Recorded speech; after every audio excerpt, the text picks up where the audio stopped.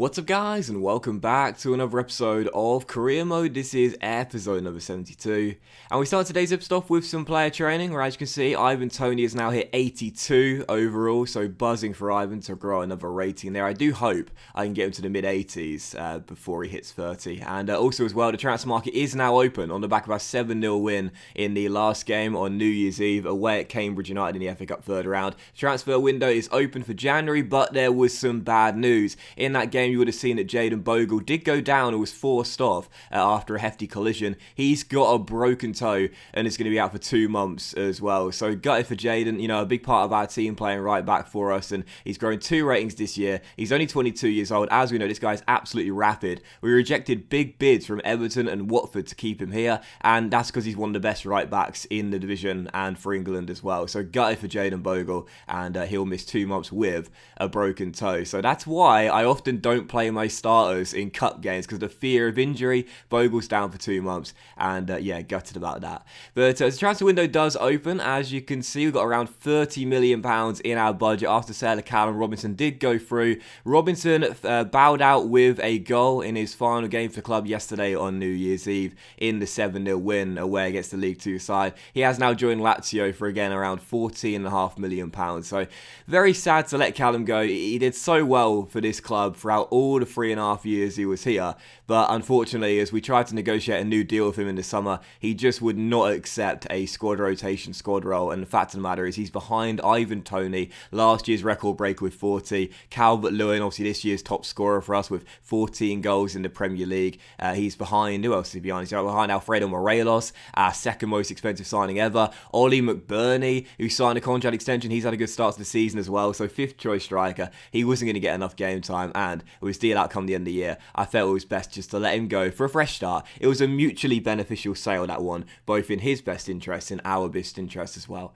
But with the window now open, I thought I'd show you my transfer shortlist for January. Not much change to it since the season began. A couple of players there that we could possibly poach away on pre-contracts and free transfers for next season. And also, as I adjust my squad here with Jayden Bogle now out for 2 months with a broken toe. Haven't had that many injuries this season, of course. Obviously, I have been experimenting with injury sliders since the series began, and I might possibly bump the frequency up a little bit, because this year we've barely had any injuries, and we've been a little bit fortunate on that side of things. But the replacement for Bogle could either be Baldock, obviously good old reliable George Baldock, Bruno, or Ross McCrory, filling in at right back, of course, the holding mid that can play right back as well. So we've got 3 options to replace Jayden Bogle, but none of which anywhere near as good as Bogle. Bogle's 82 rated. The next best one would be McCrory, playing out of position at 75 overall. So with Bogle going down, that is a concern. You know, that is a real concern for us. The defense of late has not been that good, and to be missing one of our more important players, that's a blow. That's a big blow. But regardless, look at the top goal scorers, assists and clean sheet charts as we're now halfway through the Premier League campaign. As you can see, Leroy Sané right now leading the way in the top scorer charts. But Calvert-Lewin not too far behind. He's one of several players with 14 goals this year, 3 goals behind Leroy Sané, as we promote a couple of Italians to our youth academy here, including Gallo. There's a Gallo. For anyone to watch my club and country say with Palermo, Mrs. Gallo, she's back at it again. Giovanni Gallo. This is the latest Gallo, son of Mrs. Gallo. But yeah, he's got an academy deal, and an American, Matthias, also made our academy as well for our youth team this year. Our first players getting into our youth academy, as it was totally bare after promoting Nicholas Wilson and Seamus Brennan.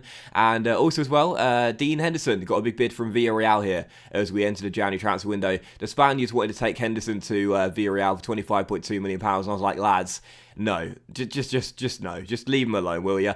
Dean, we love Dean. We brought him back permanently in Season 2. We spent big to get him at the time. It was one of our most expensive signings ever, but we love Dean. He's going nowhere. But it was an interesting bid for Yur-ah-pee-ann from Real Betis, another Spanish side. Wanted to take our Dutch midfielder for £5.25 million. I asked for £5.75 million. Now, that's just under his valuation, and Betis said yes. Now, I really like Yur-ah-pee-ann. He's one of only 2 players here that are in their 30s. He has good experience. He had solid European experience as well, and of course he's only one of 2 players that are in their 30s here. He and Joe Hart are the only seniors, the official seniors at his team. So if Pripper was to leave, I would want to bring in someone else that's in their 30s right now, that can be a dressing room leader, be a role model for the youngsters to look up to, and someone that's got European experience as well. So who can do that, I wonder? Well, I mean, the timing. I mean, I hate to say the timing was right for Jayden Bogle to get an injury, but it really was. On New Year's Eve, going down with that 2-month injury right before the transfer window opened, I had possible plans to bring him back anyway, and now I simply couldn't afford to pass up the chance to bring him back to Bramall Lane, who meets all that criteria I discussed there. European experience, in their 30s, but also knows this club because he's a boyhood Sheffield United fan. He grew up in Sheffield. He came through the Sheffield United Academy before leaving to join Spurs and then Manchester City, doing big things at those clubs, and now he's at Roma in the game. But he's not playing much for Roma. He's not their first choice right back. He's now in his 30s, declining in stats, and also as well not highly valued by the Italians. That's why they were willing to let him go for his market valuation of £11 million. And Kyle Walker has gone on record as well. This is why the sign is quite realistic. He's gone on record in real life as saying he wants to end his career at Bramall Lane playing Premier League football with the Blades. Well, Kyle, why don't you take a pay cut whilst you're at it as well? If you really love this team, if you're still a boyhood at heart, a Sheffield United fan, take a little pay cut, not by much, just a few grand a week extra, just to help us out a little bit. Come back to Bramall Lane and don't just play Premier League football for us once again, but play European football as well. Kyle signs £11 million, 32 grand a week on a 2-year deal. I wanted a 3-year deal really, and he'll be here until he retires as well. I've given him the number 34 jersey. That's what he wore when he came out of the academy and first played for Sheffield United all those years ago before he left as a teenager to join Tottenham Hotspur back then at White Hart Lane. Well, now he's back at Bramall Lane. Kyle Walker re-signs for Sheffield United after a decade of leaving the club, and I'm absolutely buzzing for this signing, man, as well. Now, he is, of course, 10 years older than Jayden Bogle and 2 ratings lower, sorry. But, of course, with Bogle going down that 2-month injury, I'm not sure I'd have the faith in Bruno, who's barely played any games in the Premier League for us, to get us sorted after a sticky patch of form. George Baldock is only 71 or perhaps 72 overall, and McCrory, he's a holding midfielder. He can play right back, but that's not the position he's best suited to. I wanted someone to come in and replace Jayden Bogle, and really, the stars just aligned for us to get Kyle Walker back to Bramall Lane. So Walker is back, and I thought it was quite realistic. I'll leave a link to the article where he discussed wanting to come back and play for Sheffield United one day, as he is a boyhood Sheffield United fan, and I thought that was just a really nice and a really well-timed signing as well. Bogle going down, I was thinking about bringing Walker back anyway, whether Bogle got an injury or not, but when I saw that he was down for 2 months, I was saying, right, that's my mind made up then. I was thinking about it, now I'm definitely going to do it. But Walker re-signs, and Kyle's a winner as well. Kyle Walker is a winner. You know, he has won the Premier League twice with Manchester City. He's won the FA Cup. He's won the EFL Cup twice. He's a winner. Kyle is a winner, and he knows how to win things domestically, and that's what we need to do. We haven't won a trophy yet throughout the course of the entire series, so he's going to come back with European experience. He knows the club inside out. He knows the city inside out. He loves this team, and he's a winner as well. I just think it's a great signing and really realistic as well. He's going to finish his career where it all started, just like he plans to do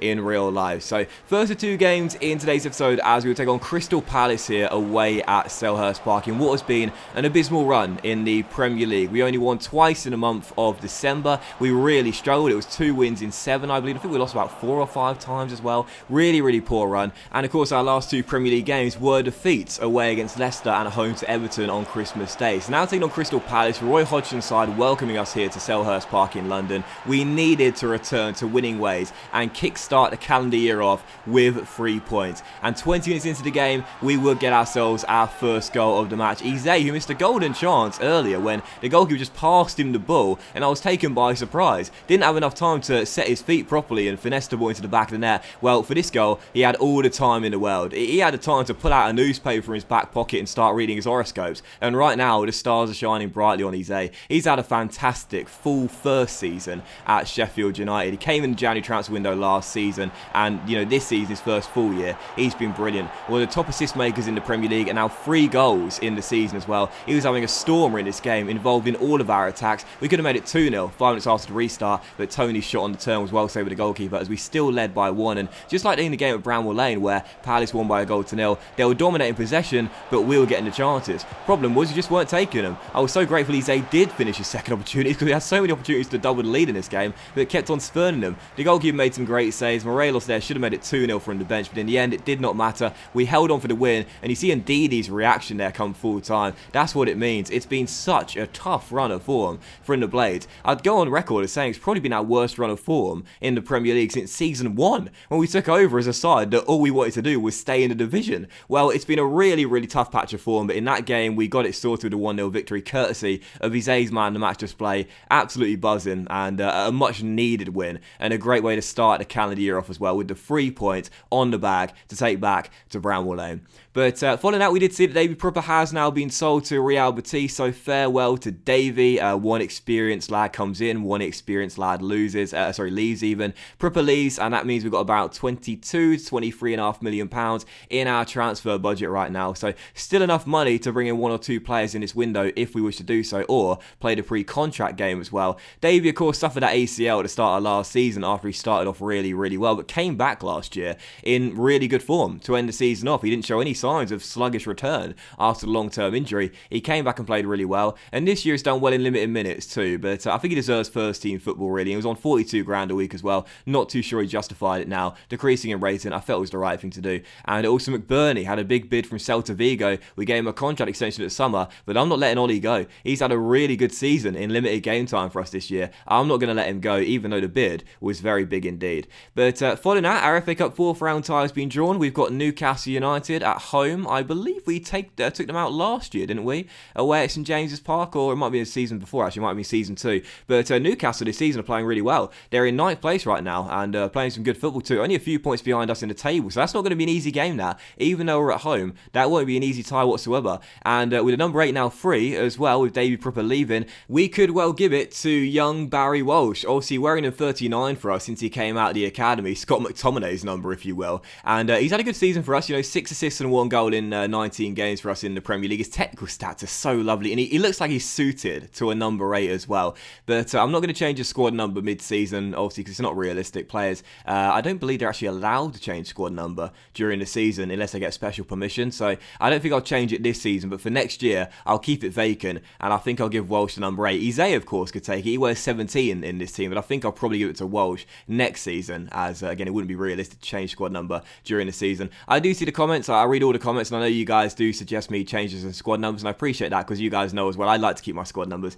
relatively realistic and quite interesting as well. Try and make them appropriate for the players as well, and I like unique squad numbers as well for certain players too. So I'm not against giving Walsh number 8, but I think I'll wait until next season, as it's not realistic for him to change mid-season, although it is free right now, so I'll make sure I keep it vacant until the beginning of next season. But also as well, you might have seen very briefly, Joe Hart is going to leave to Norwich next season, so farewell to Joe. Obviously came in at the start of last season, the veteran dressing room leader, helping Dean settle and make his mark in the England team as well. Hart is going to leave on a free transfer to Carrow Road. Totally fine with that. We were going to let him go on a free transfer anyway, so it's nice to know he's going to secure a bag at another Premier League side. Actually, no, Norwich are in the Championship now, aren't they? But still. Anyway, second and final game of today's episode was back at home, back at Bramwell Lane for the first time in the calendar year, as we will take on West Ham here in front of the home fans. And after a very tough first 40 minutes where he couldn't really create any chances, it was Ollie Shaw to Ivan Toney for our breakthrough. Buzzing to see the bros linking up once again. And Toney this year, that's his 12th goal